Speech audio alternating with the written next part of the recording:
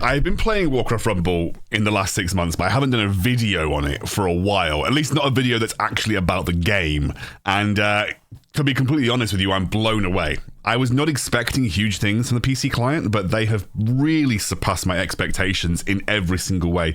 This is one of the in-game levels in the PC client. Full screen, I can see the entire map, and when you actually play, it is buttery smooth. I do have to say, thanks to Warcraft Rumble for sponsoring this video today. What we're going to do in the video is I'm going to look at the PC client. I'm going to link up with Arclight Battery, and we are going to discuss what has happened in Warcraft Rumble for like 6 months. Like, he hasn't played for 6 months. He's missed out all of the scenario units. He's missed out all of the new split leader announcements, the PC client, and everything. So we're going to go through things together. We're going to play a few games, and we are going to jump into it. But I want to play a game on the PC client. I want to do the quest. This is the new Winter Vale quest. You've got to take down this giant Christmas tree. And I'm just really excited to give it a go. So look at this. It's just, I think there are hotkeys as well. So I can press 1. That brings that up. I've got 1, 2, 3, 4 as a hotkey. I'm going to press my 3 to go for that. God, this is like, you know, it's really, really dialing into the RTS. And I'm going to go 3. And I'm going to pick up this present up here. God, this is absolutely fantastic. I really, really did not think it was going to be this good. I'm going to put a Sylvanas. Sylvanas is, I didn't realize how so strong Sylvanas was now since she got changed. That's just such a big change for Sylvanas. Now that was really cool. Oh, Arclight dude, this is insane. You haven't played Rumble in 6 months. It has been a long time since you touched this game, and the PC client is finally out. You can get it on Battle.net, by the way, guys, like for free. Go and download it on Battle.net. I honestly, it's going to sound pretty bad. Didn't have super high expectations. I knew it was coming out as a beta, so I was thinking, is it going to be a bit like buggy? We're kind of used to that with Rumble a little bit, but I am thoroughly impressed with the PC client, man. It's really, really good. I am too. Honestly, it's ran so smooth. I haven't played a ton yet. Once again, haven't touched it in 6 months, but just from remembering what BlueStacks used to be like and playing on this official client, it's so smooth. The cool background on the sides, I mean, that's a nice touch. I really like that gear scheme from the cinematic. Very, very cool. Very excited to give it a try. So yeah, what we're going to do today, guys, is I'm going to basically talk to Arclight a little bit about what's changed. We're going to do a siege together. I've already done the siege this week, but I don't think Arclight would have done the siege. So we're going to do the siege together. And then we're going to talk a little bit about some of the new units and stuff that have come out. And just sort of, I'm going to do like a first kind of like, almost like Arclight's opinion on a spell. How good does he think it is based on the description of what it does? There's probably quite a few units that he hasn't seen, so we might do this with a few of them. But yeah, we're going to do like a little bit of a fun thing like that, and we're going to do a siege together. But I think actually, given that we're in the PC client, let's do the siege now, because I want to show off the in-game part of the PC client. So I'm going to jump into siege, and I've already done it, but we should be able to queue up. So I'm going to queue up for siege, and I'm going to queue. Apparently, I can only queue because I've already done it. I can only queue the leader that I've already done it with. So I'm going to queue the leader that I've already done it with. And you can, believe it or not now, guys, you can actually join an open queue for sieges. You don't actually need to join a guild, but because me and Arclight wanted to do it together, we did have to do it in a guild. But if you are not bothered who you play with, you can join an open, it's almost like a raid finder for sieges, which is pretty cool and something that was, I think, sorely needed. Yeah, I totally agree. While guilds are fun, and I think everyone should probably be in a guild, it's just fun playing with other people. Being able to matchmake is also amazing. What a great touch. Let me hop in. I actually don't know what any of these leaders' loadouts are anymore, but you should be okay because the level you should still be over leveled for most of the sieges, I think. So I think they get scaled down, don't they? They do kind of, but yeah, I guess it's still over. Yeah, you should. I think you're still 2 levels above. Try Merc, Okay, I'm ready. Join the guild queue. Oh, there we go. That's nice. It worked first time. Oh, the loading time was so fast too. I was gonna comment about the splash art, but it was just gone like that. I think they did improve the loading times in the last patch, which is pretty cool. Okay, so actually, this level is going to be in your normal vertical. I played a couple of levels where it's expanded and it has the whole screen, but this one seems to be like in its normal size, but it still looks really nice. And oh my god, I could just like click around the whole map and just drag the map around. Oh, that's great. Oh man, that's really nice. Okay, let's go. I'm playing Cenarius. Have you played this guy yet, Cenarius? I have not. Okay. I played a couple of the missions for the Cenarian event and didn't touch it after that. So you might not have seen the majority of these. You might not have seen the majority of these units then. 5 hours later. Yeah. Oh no! We should have done that much sooner. The problem is I can't change my deck. I can't change my deck from the really garbage Cenarian deck that I did it with this week originally, and now I'm basically useless. Well, we got to do it with the same decks. That's the pride. Beat it with the decks. I believe in us. We could. Okay, fine. I believe in us. We can do it.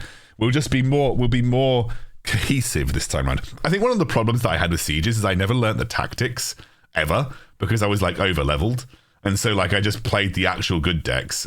Like I said, the problem this week is I played Cenarius for lols, and even when I played it with my old guildmate MGM, he carried me. I was doing nothing. I was just putting Cenarius down and dying every 10 seconds. At least we know this time if we struggle, we can just unbound spam. Should we push down the like wait for them to come to us maybe and push down the right hand side? Yeah, I think it's a good idea. When he does that spin attack, he's just gonna like one shot our entire team. Also, what I need to not do is spend 10 mana on an Ancient of War this time round. No, it was worth it. It was fun. Do we think we're gonna one shot him? That's the real question. No, he's going to charge us and destroy. Right, now we need to set up again. Right. We both quillboard.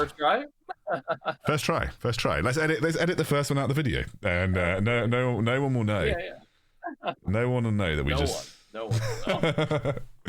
I'll safe pilot to win. Boom. Easy. Hey, but it felt smooth to play on PC. Take the rust off. Yeah. It felt good to play on PC though, you know. Great. Let's now do Arclight has to tell me how good he thinks certain units are since he's released. So what was the last unit do you know the last unit that released since you played the game?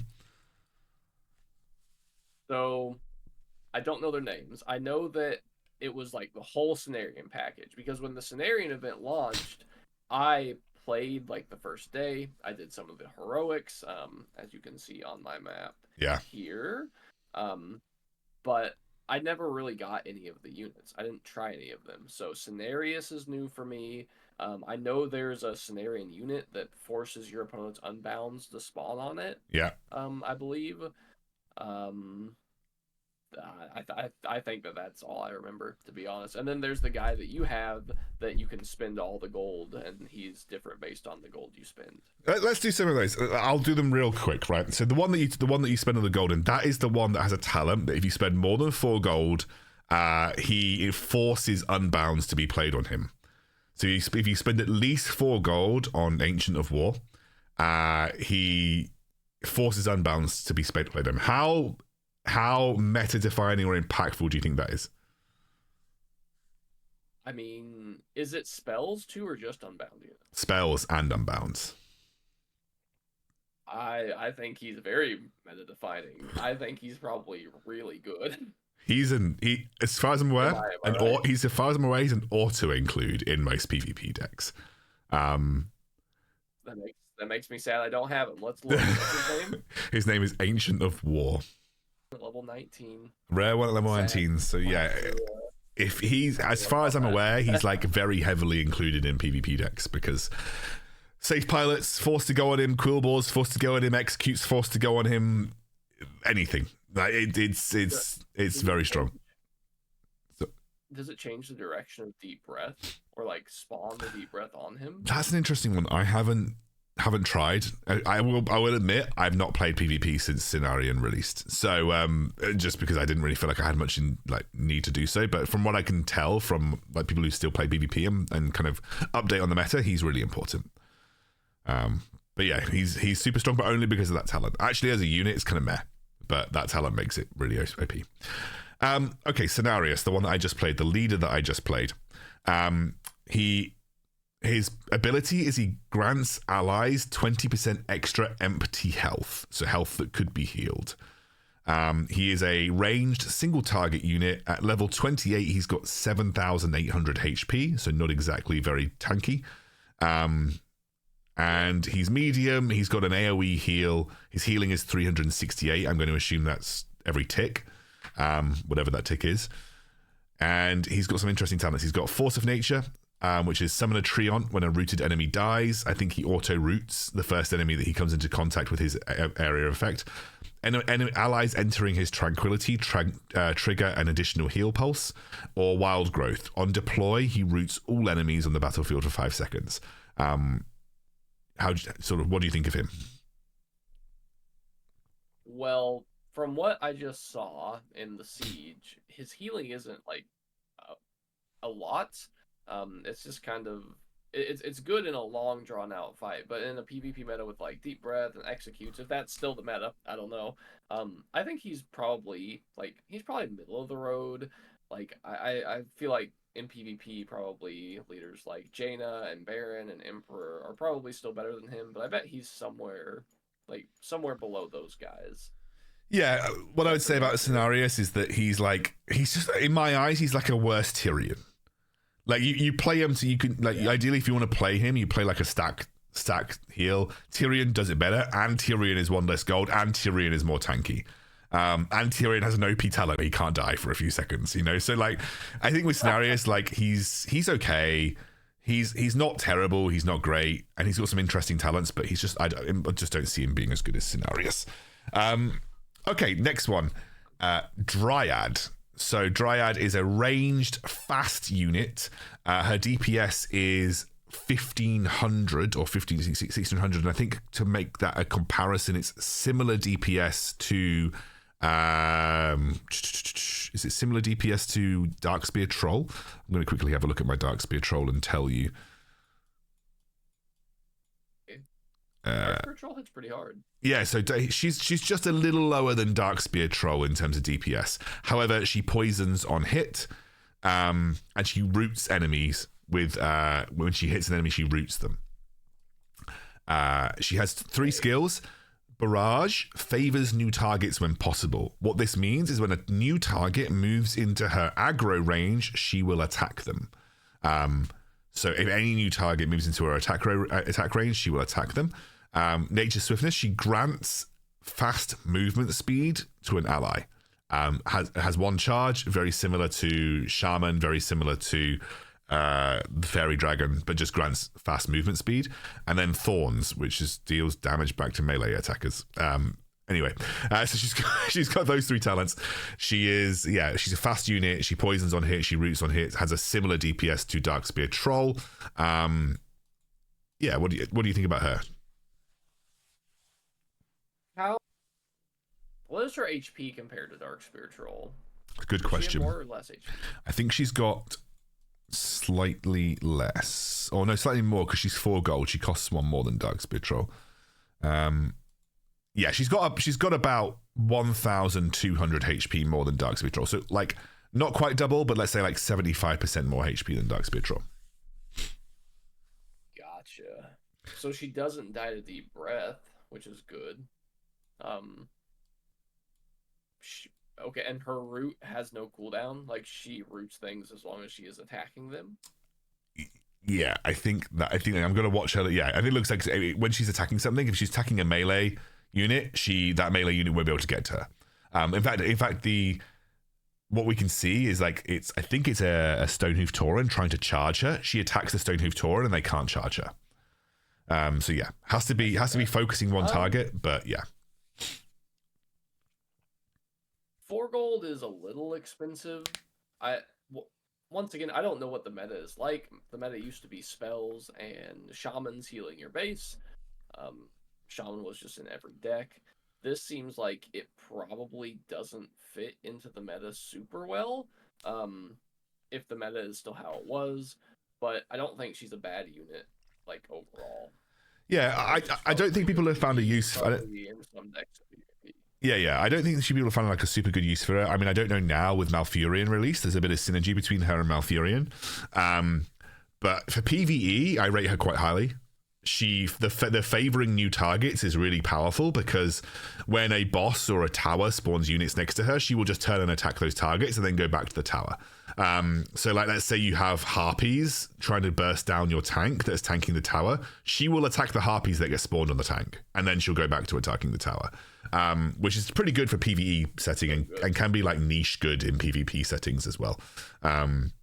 So I kind of like her from that perspective. I think she's really good in that setting. Yeah, awesome. She sounds cool. Absolutely.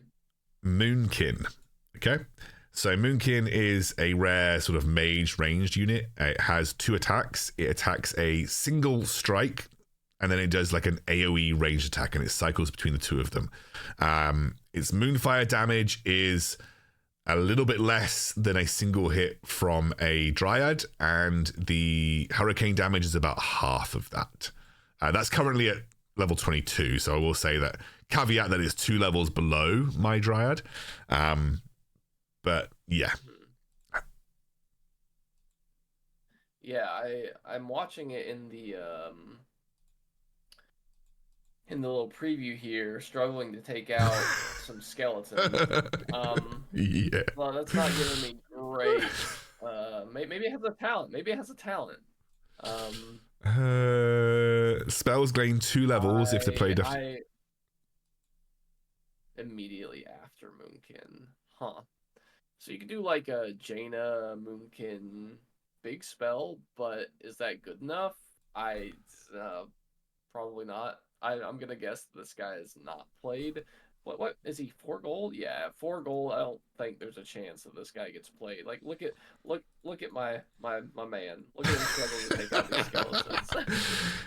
Yeah, this guy is absolutely garbage. Like, it's a terrible unit. Yeah, like 4 gold and its AoE can't one-shot a skeleton pack. That's terrible. A 2 gold spell can one-shot. Yeah, a 2 gold spell can one-shot a skeleton pack. So yeah, he's in dire needs of buffs. Bog Beast. Okay, so Bog Beast is basically a single target tank. Mine level 23 is like 8,900 HP, which is equivalent to Cenarius the leader, I suppose, at level 28. So I don't know if I have any have I got any other level 22-ish tanks? I've got, Frostwolf Grunts, they're about the same level. It's about 75% of the HP of Frostwolf Grunts at the same level. And deals damage a little bit, it's quite slow. It's resistant naturally, so it's a first, like, one of the resistant tanks.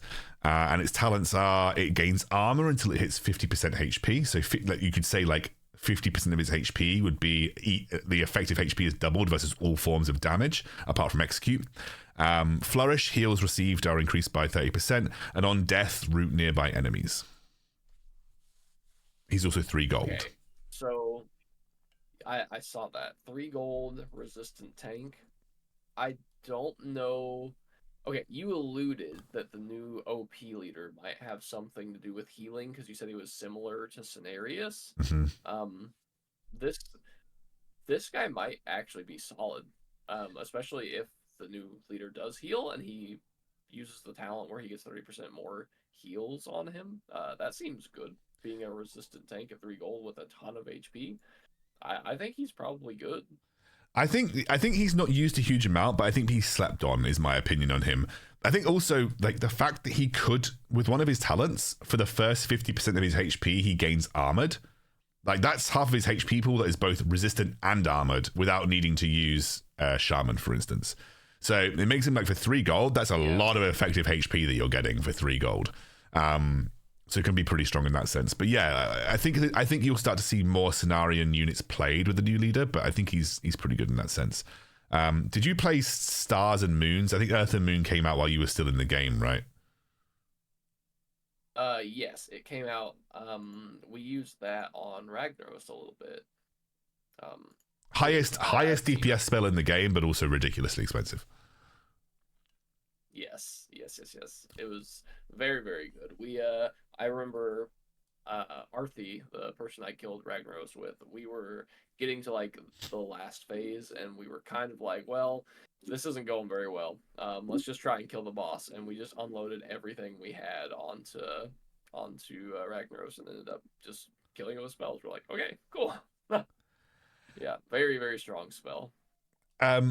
Okay, so new one that came out, Eclipse. So this is a rare 3-cost spell. It has 2 forms. Rotates between Moonfire and Sunfire.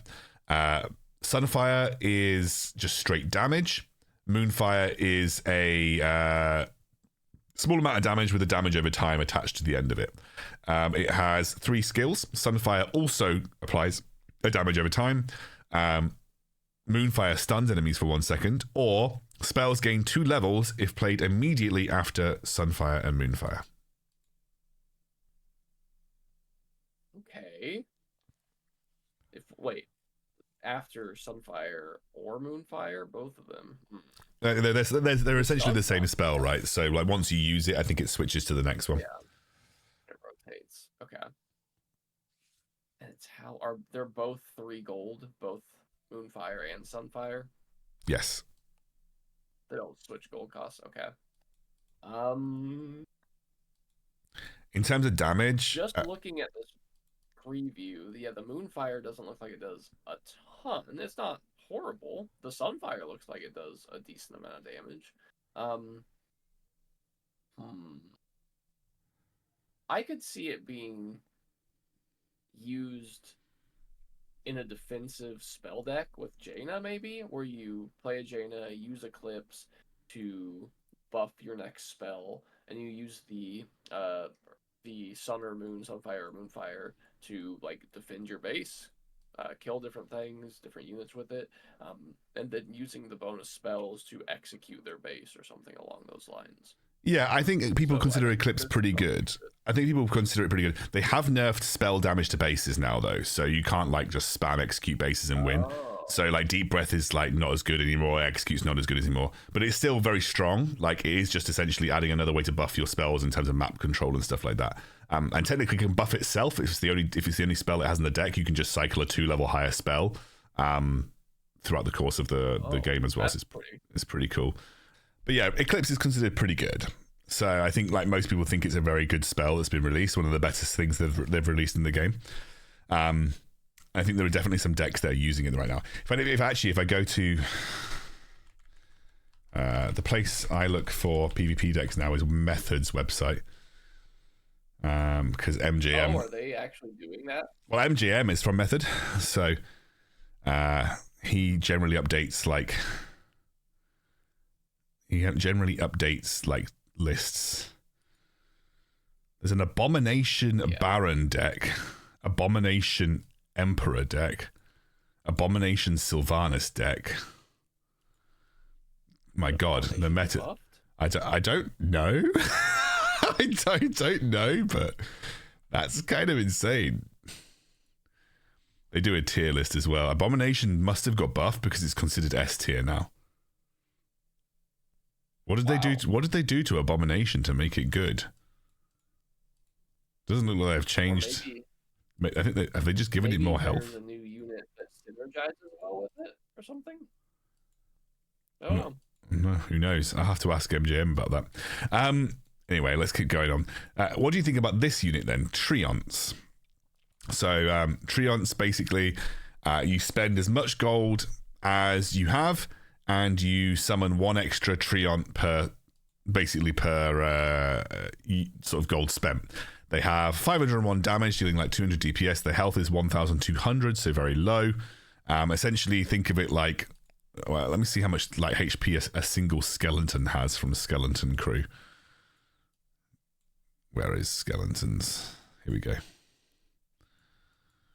They have less health than skeletons. They have 500 less health than skeletons. Actually, no, they might have similar amount of health because actually I was just thinking about it, my Treants are level 19.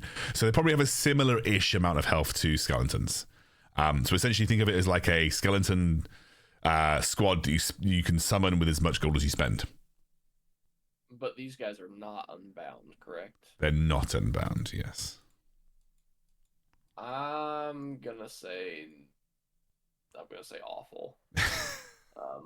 But maybe not like. Nah, I don't think they're used. Yeah, no. Most people consider this the worst unit they've ever released.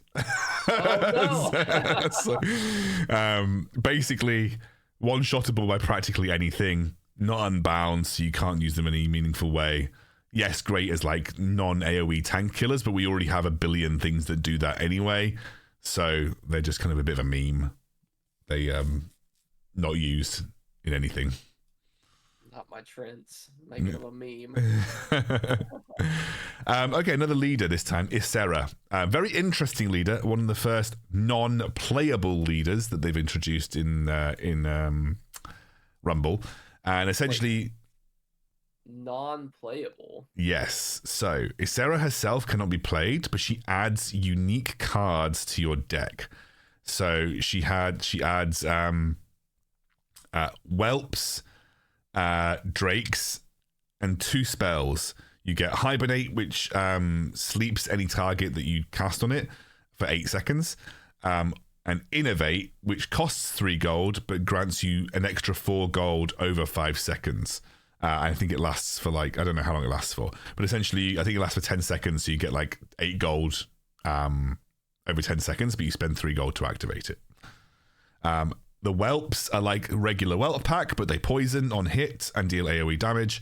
The drake is like regular drake, but it poisons on every tick that it hits people with. So basically they're very poison focused. Do the whelps, are they eggs or are they just whelps? Straight up whelps. Don't need to be played as eggs, yeah. And her skills are Emerald Whelps and Emerald Drakes apply twice as much poison. Hibernate applies to every enemy on the board, or Ysera minis are twice as likely to show up in your hand. Huh. As far as PvP goes, I feel like in a PvP deck, you build the deck to do something very specific. And so unless the minis that this leader adds to your deck are just that good that you would rather have them over what you've built your PvP deck to do, I think that this unit or leader is probably not amazing. I'm sure it sees play. It sounds really fun, but I just don't think that it is like up in the top tier of leaders. Yeah, I think Ysera is decent. Like you wouldn't. One thing I always think about like Rumble is like deck building in any other card game, right? If I'm adding random cards to my deck that maybe aren't what I wanted in there originally, and all they're doing is bulking my deck and ensuring that my next card draw could be worse, I just kind of feel like that's not a good thing. They are very powerful. I think she's a great PvE unit, and in Innovate, if you cycle it, is amazing, the amount of gold you get from the Innovate spell, but you have to cycle that particular Ysera card. There are 4 Ysera cards that you can cycle. You can't choose which one you get, and so and also it's like random about whether it's like, obviously one of the skills is twice as likely to show up in your hand, so it's not like there is a definitive way in which they turn up in your hand. So yeah, she's okay. Actually, interestingly enough, looking at Method's leaderboard, they actually call Cenarius B tier, which is the same as Ysera. And I kind of feel like everything in B tier is just like, okay, so maybe we're too hard on our boy Cenarius, but yeah, Ysera's in the same tier as her in terms of just being like, yeah, like it's okay, probably decent in PvE, doesn't have much space in PvP. Yeah. Okay. The other Cenarian leader then is Onu, Ancient of Law. He is I think is he armored? I can't remember if he's armored or he's just a tank. It says he's actually vulnerable, not armored at all. He's vulnerable. That's insane because he plays as vulnerable. He's got 1 billion HP.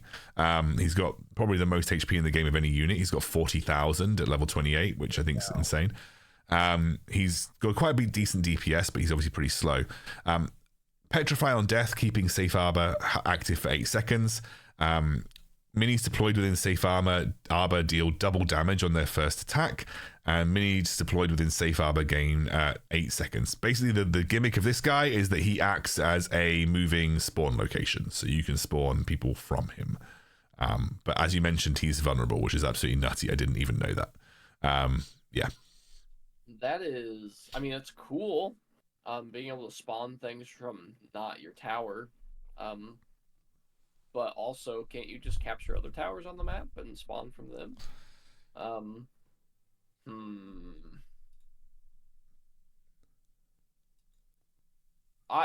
He has a ton of HP, but just for the fact that he is vulnerable, and it looks like he moves pretty slow, I'm going to guess that he's kind of middle of the road as well. He costs a lot. 6 gold is a lot for a leader. And he's not nearly as impactful as something like Rind. Yeah. He's 6 gold. Because he's vulnerable, you basically have to count the fact that that HP is essentially halved in most cases. You need to run him with both Fairy Dragon and Shaman to really make him a moving fortress. He's people consider him for PvP anyway one of the worst leaders in the game. No. He's really cool design, extremely cool design, and I love what they did with him, but yeah, towers exist and the maps aren't big enough to make it so that you feel like you want this moving spawn location, and if you did, most people just use unbound minis to achieve what they want to achieve outside of those spawn locations. So yeah, kind of meh, not very good. I think that's most of the Cenarian units that have been released. There have been a couple of other units that have come out, which I'll go through now. One of which is so these ones are ones you won't be able to get because they're only available for Halloween. One of which is the Headless Horseman. He is a I think he's a ranged, like melee and ranged. I think I didn't play with him much, but yeah, similar to like Baron in terms of stats, but I don't think he's armored. And he essentially can like do ranged and melee attacks, and has like a static defense talent. He's got a 40% health. He'll heal back up to 80% health and stun nearby enemies. And on a kill, he'll get himself Bloodlust, to a pretty standard talent. He is 5 gold. 5 gold.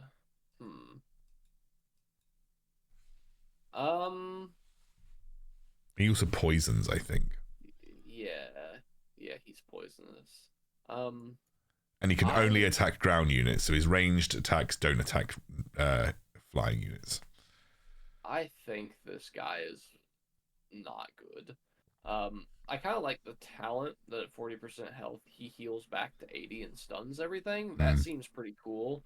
But without that, I don't know. I just don't think he's super great. 5 gold's a lot. There's not a lot of 5 gold units in the game that are good, or at least when I played, there weren't. So I'm going to go with not very good. Yeah, I don't think people see him as being very strong. Definitely wasn't strong enough to entice people to want to like max him during the event. I know I saw a few Reddit posts of people who had got him to legendary, but frankly, he's just not good enough to warrant spending that much resource. And he's just a crap Baron. Like he's just a bad Baron who's not armored and has a ranged attack. I mean, but his ranged attack can't attack flying units. So at that point, what's the point? So I don't really see him very good.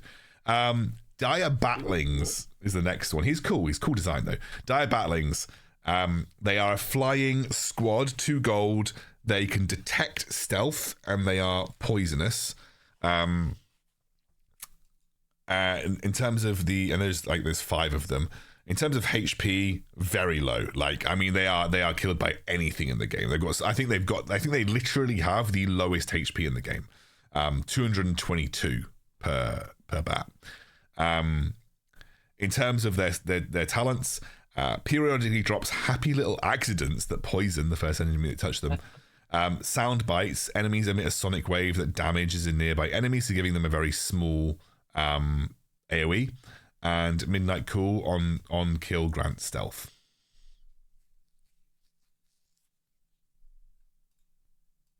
Being able to detect stealth feels pretty good. I don't know if it's super relevant in PvP, but it might be. I haven't played in a while. Being able to deploy them at your base to defend with the soundbite talent sounds kind of enticing to me. It says their bites emit a sonic wave that damage nearby enemies. So all right, sorry about that, guys. My PC crashed, and Arclight was very, very happy to, or very sort of kind rather, to wait for me as we got back in. So we were just quickly talking about Diabats, and Arclight basically said he feels that they anywhere from like good to very good. Yeah, I think like the only issue with them is that you generally don't. Right now, like the cycle spot is quite heavily contested. So if you're running cycle units, it's quite heavily contested. The king of cycle or the queen of cycle tends to still be Quillbore or Griffin Rider. Like, if you're running a 2-cost mini, you're usually still going down those routes. I mean, Griffin Rider's got an insane DPS for a 2-cost mini. So yeah, and I think they suffer from the same problem that all squads suffer from, is that they're just so vulnerable, like, to practically anything. However, some of the best tank shredders in the game, poison, like, they're sort of a cheaper harpies to an extent. So they are pretty good. But they're just sort of like in that weird category of they're not exactly a specialist, but they're also not exactly the best cycle unit in the game either. But definitely got something that you can use there. Also one of the only squads that Moonkin can actually one-shot. Poor Moonkin. Poor Moonkin. I think that's like all of the minis that have been released since you stopped though. We haven't touched on Malfurion yet. Okay, here we go. So I actually have only recently played Malfurion. So I'm not. I mean, I know he's S tier, but you know, like, but I don't know like why. Okay, so Malfurion, he is when deployed, apply a heal over time to Cenarian and Alliance units that are below 30% health, and tank minis gain extra protection. I have no idea what that actually means, but tank minis gain extra protection. It doesn't actually say in his tooltip, which is really dumb. He's arranged one target elemental healer, and he has something called Seeds of Protection. Seeds of Protection, essentially he casts it on the tower that he deploys at, or the meeting stone that he deploys at, and it puts 5 seeds around that tower. They block 5 hits. Completely block the damage for 5 hits. Whenever he's deployed, he's also 4 gold. 4 gold. I didn't notice that till just now. Yeah. Whoa. In terms of health, like, so at my level 30, so I've got him at level 30 because I made him legendary because he's broken. He's around equivalent to Baron Rivendare's HP, but obviously doesn't have armored or resistant. His DPS is around that of a, like, pretty low, but it's kind of around that of a dryad, but he does area damage for some reason. I don't know what area damage he actually does. Is he like AoE? He says he's one target, but then he says area damage. I don't really get that. But yeah, basically heals those units under a certain amount of HP, is elemental, single target, protects bases, provides extra protections to tanks, and yeah, it's generally pretty tanky as well. And his skills are, after 30 seconds, if at least 1 seed of protection remains per cast, apply seed of protections to every building that you own, including meeting stones on the map. Deploy asleep and stationary and awake once attacked. I literally hate those talents. I really feel like they are garbage on every single unit that they exist on. Like these kind of stationary deploy talents. I don't know why this would ever be good. No. Is his heal and AoE around him? Yes. And then nearby poison damage heals Malfurion. That's cool. Yeah.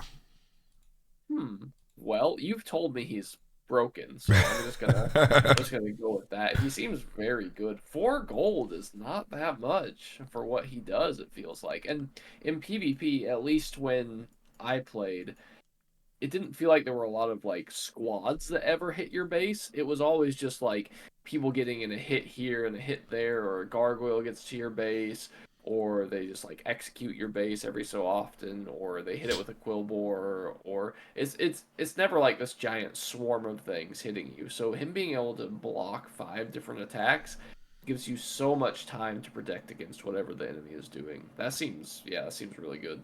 Yeah, he is the most broken unit that has ever been released in Warcraft Rumble. Until now. And I say that because we've got 2 more of these split leaders coming. So the other thing that he brings to the table that is very new, and actually Sylvanas, I don't know if you know, but Sylvanas got an update. She's now a split Horde Undead leader. So she has like Horde and Undead tags, but she now has Black Arrow as part of her kit without having a talent. So Black Arrow is just part of her kit, and her new Black Arrow talent is that it goes 20% further. So her range is obnoxious. Like she's actually really considered very high tier now because she's got a very, very long range. Wow, even still at 6 gold. That's awesome. Yeah. I'm glad they made Sylvanas usable because she was a really cool design.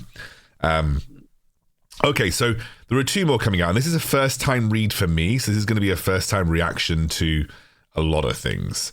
Anub Arak is the new split leader coming out.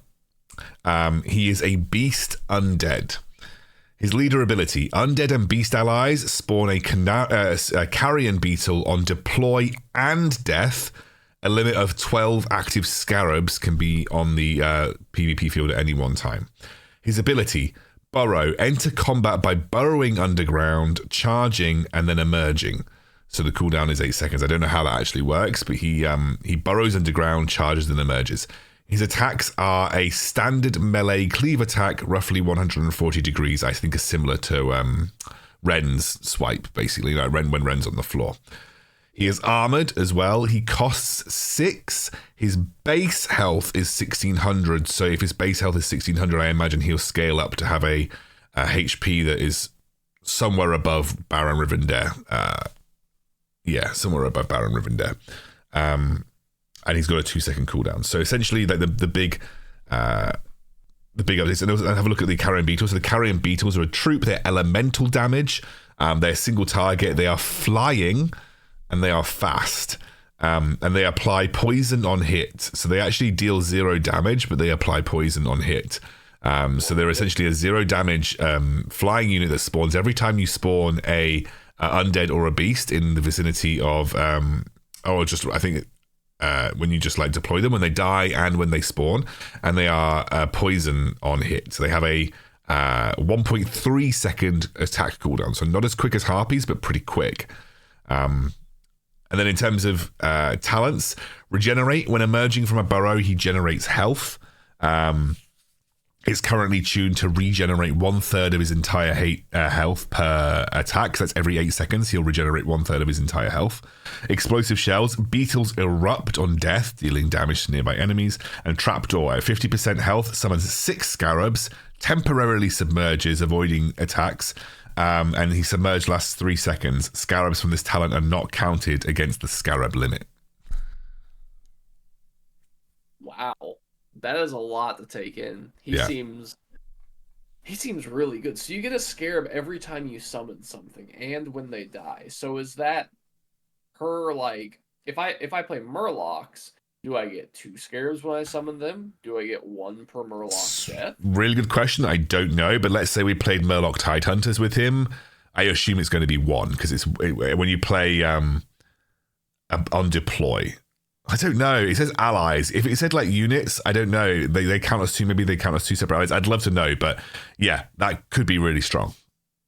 Yeah, that seems amazing. And then him. Okay, so when I imagine him, for whatever reason I imagine Warcraft 3 and Anub Arak because they have the burrow and then like emerging from the ground. In Warcraft 3 he did that too, I believe.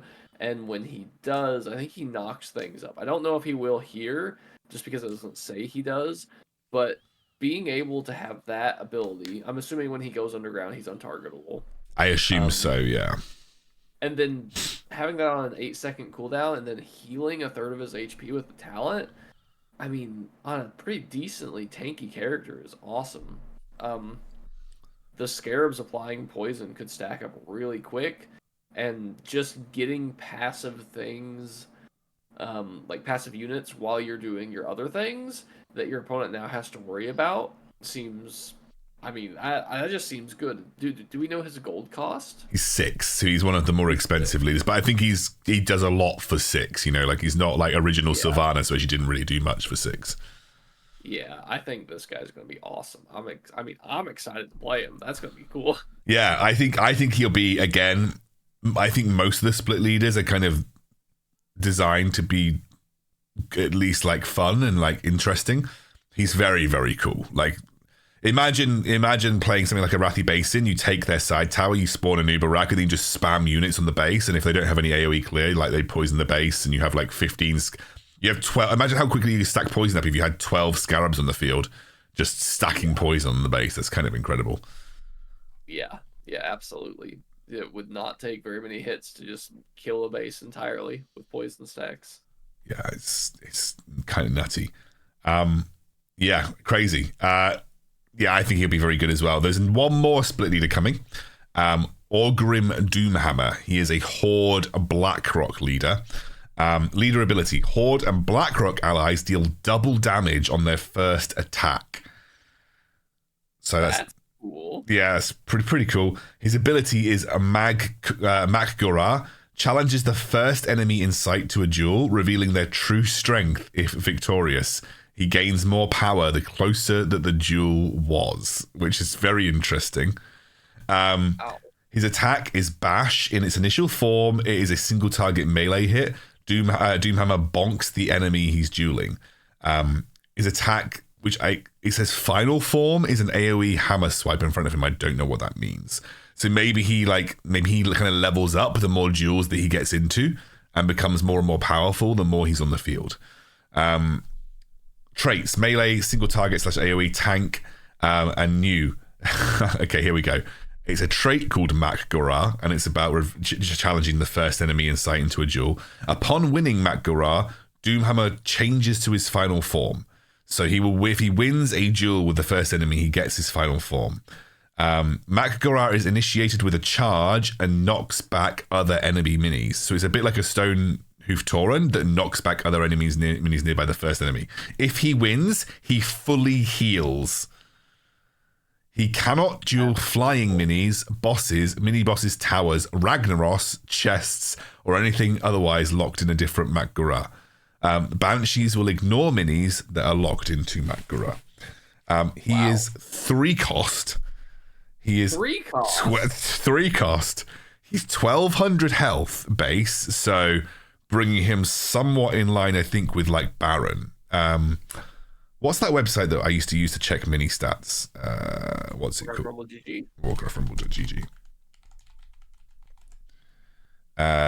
Let's go Baron. Let's find Baron Rivendell. There we go. 3 gold. He has more health than Baron at level 1. Baron has 1040 HP at level 1. He has 1200 HP at level 1. So he's going to scale up higher health than Baron, but he's not armored. Wow. His damage is 190 charge. Impact. The impact damage to anybody in the area is 150. And his attack cooldown is 2 seconds, and his speed is medium. Have a look at his final form. His final form is no health increase, but his damage goes up to 210 to 250, depending on how much HP he had when he won. So he'll get more damage the lower HP he was, and it is an AoE physical attack. And he gains a bit of movement speed as well. His talents are Deathless Rage.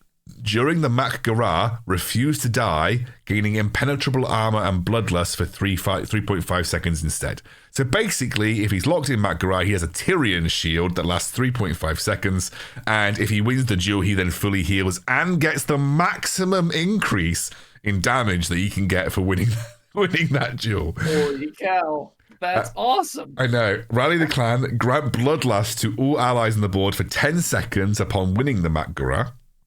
That's pretty cool too. 10 seconds is a while. It's a long time. Conqueror's Diplomacy. On defeat, the Mak'gora opponent uses the last of their strength to fully heal and join Doomhammer's side, but bleeds out over 20 seconds. So essentially a Banshee overtake, but he gets a 20-second ally rather than the permanent ally. I like all of those talents. Holy cow, that's amazing. 3 gold? He is 3 gold? He's 3 gold. That is broken. I feel like that's going to be the most broken unit in the game. Good grief. He seems really good. He seems really good. Yeah. Okay, so do you think you can hit him with spells while he's in the Mak'gora? I assume you can attack him while he's in the Mak'gora. It doesn't say that he cannot be attacked, just that Banshees will ignore him. So I think he probably could be attacked once everybody's been knocked back. They then will go on to attack him. Which is why I think his Deathless Rage talent is probably really good, because it's the most adaptable, because 3.5 seconds, people start attacking him. He goes down to no HP. You then use a spell to ensure that he wins. He then like fully heals. Yeah. Man, that I was excited for a Nubarak. This guy, Doomhammer, he seems awesome. This guy's gonna be awesome. I'm so excited for him. See, when Malfurion came out, I thought, okay, he's pretty cool, but he's not like insanely exciting. He just blocks tower hits, basically. But then I saw an Uberak and Orgrim, a Doomhammer. I'm like, these guys are mental. Like, the stuff that they do is just so next level compared to any minis that we've had in the game so far. The problem is it's now going to make it look like every other mini sucks. It's just going to make every other leader just feel really boring because they're all so basic. Yeah.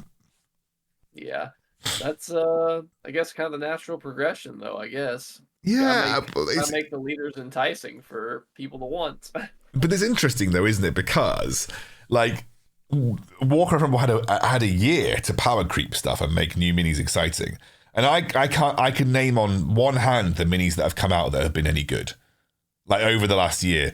Witch Doctor, Emperor Thorison, maybe Eclipse. And the Ancient of War. Right? Yeah, the Ancient of War, because that's pretty solid. Although I have looked at the method and doesn't seem to include it. But maybe that it existing has stopped people using like random amount of unbound spam and stuff. But anyway, like there hasn't been much that's come out that has been really good. If I have a look at the method tier list quickly before I'll have to look and see if there's anything. I don't know why Abomination is just suddenly really good, by the way. I'd love to know what that's about. Same. Yeah, like nothing that's come out recently. Eclipse is considered A tier. Witch Doctor is considered A tier. Emperor Thorison's considered A tier. So yeah, like apart from Emperor Thorison, Witch Doctor, and Eclipse, none of the minis that they've released in the last year have been that good. So they've had like a year to potentially look at power creeping things, and everything has sucked. These are the first like leaders that have come out that have really felt like, okay, they've leveled up, like in terms of what's on offer. Kind of crazy though. I mean, I think out of the three new split leaders, which do you think is going to be the most powerful? Probably. Okay, so I'm excited for Doomhammer, but my biggest, like, I guess, I'm worried that he's just going to die to polymorph like Gargoyle does. Mm-hmm. You need to have a way to have him survive polymorph, then you're golden, but I don't know that have that currently. I think a Nubarak will probably be the better one if he scales how I want him to. Because, like, even if, like, you played Murlocs, right? You're Tide Hunters. Even if you only get one scarab when you deploy them, if you get one scarab for each death, and he doesn't have to be on the field for it to trigger, then I think he's going to be very, very good. I think you'll get a lot of just value from him, whether you play him or not. I'm gonna have a look at what was his base HP? Was it level 1 1600? I think it was 1600. Yeah. Okay, so like comparatively to other 6-cost big boys, that is about half of Molten Giant's health and half of Abomination's health. So he should scale up to half of those guys' health at the end of the day. My personal opinion is I think Malfurion will remain the best leader because he does something when you deploy him that is there forever and immediate, and he's 4 gold. The problem I think I have with Anubarak is the same problem that you have with Doomhammer. I think he could just get polymorphed, and then he's just not good. He's also susceptible to execute like every other big leader is. I really need to see him in action to see how it goes. Yeah, a Nubarak gets to heal for a third of his HP every 8 seconds. Though, yes, yeah. Which could be solid. We'll have to wait and see. I think with Doomhammer, though, he's so cheap. Like, Doomhammer is really cheap, and so, like, you could maybe run him in a cycle type deck where you just out-cycle the opponent's spells, and just the fact that he's 3 and can charge and just can potentially full heal upon winning a duel, has a 3.5 second invulnerability. Like, I think there's a chance that he could be really good. They're all going to be good. They're all going to be good, to be fair. So, yeah. Yeah. They both sound amazing. Malfurion sounds amazing. I'm ready to play Doomhammer, to be completely honest, and Anubarak. They're both gonna be awesome. Yeah, I'm excited to try. I don't think Warcraft Rumble GG's updated with Malfurion, because I was going to have a look at what Malfurion's base HP was. Doesn't look like they've updated Malfurion. I actually don't think they've updated it for a while. I don't know if they've updated it for a while. I think we're still missing things like Headless Horseman and stuff on here as well. But regardless, it's a good way to compare. It's cool. I mean, I'm excited for the split leaders. I think they're going to be really good. I took my Malfurion to legendary because I haven't used any of the Valor from like raids or sieges, and I've just now used the Valor to get like my platinum slots with Malfurion because I knew he'd be like one of the best leaders in the game. I'm going to save the rest of them for people will be like, oh, why have you not upgraded any of your platinum slots? I'm like, well, now I've got Doomhammer full platinum, Malfurion full platinum, and now Uberak full platinum. So yeah, joke's on them. You've got what you need. Well, I'm sitting over here with my platinum Jaina. I actually think Jaina will still remain good. I think Jaina's still strong. She'll still be good. Yeah. Do you know what? I can't actually upgrade. Oh, there we go. Valor upgrades. But yeah, that is everything with Rumble. That's all the things you've missed since we started. Split leaders are going to be insane. Yeah, I've got this cool reindeer event I haven't done yet. I'll have to get on top of that. Oh, you haven't done the middle quest. The quest when you do this since Halloween, and for every like even Thanksgiving, they had this event in the middle where like if you do the quest, it's like a special quest with a special boss. This one's like a Christmas tree that is very difficult to kill. Ah, okay. But yeah, I recommend that you give it a go. They're quite hard. They're tough. I've been using Rend for the most part to beat it. Gotcha. I'll have to do that. That sounds very fun. Art Climber Man, thank you. And again, thanks to Warcraft Rumble for sponsoring the video today. It's been cool to catch up. I am probably going to be playing a bit more Rumble now that it's on PC. It's much more easily accessible and the PC client's super good. So just feels a bit easier. The load times are not as obnoxious. That's always used to pee me off with Rumble. Like the load times used to be really long. So now they're like really clean and really, really quick. So I'm probably going to be playing a decent amount more Rumble, and I'm very excited for trying out Anubarak and seeing how that goes. Yeah, absolutely. Very much looking forward to the new leaders myself. Doomhammer seems good. I'm going to try Anubarak. I think the healing a third of his HP is going to be amazing because they have to kind of polymorph and deal with him there, or he just keeps healing. We'll see.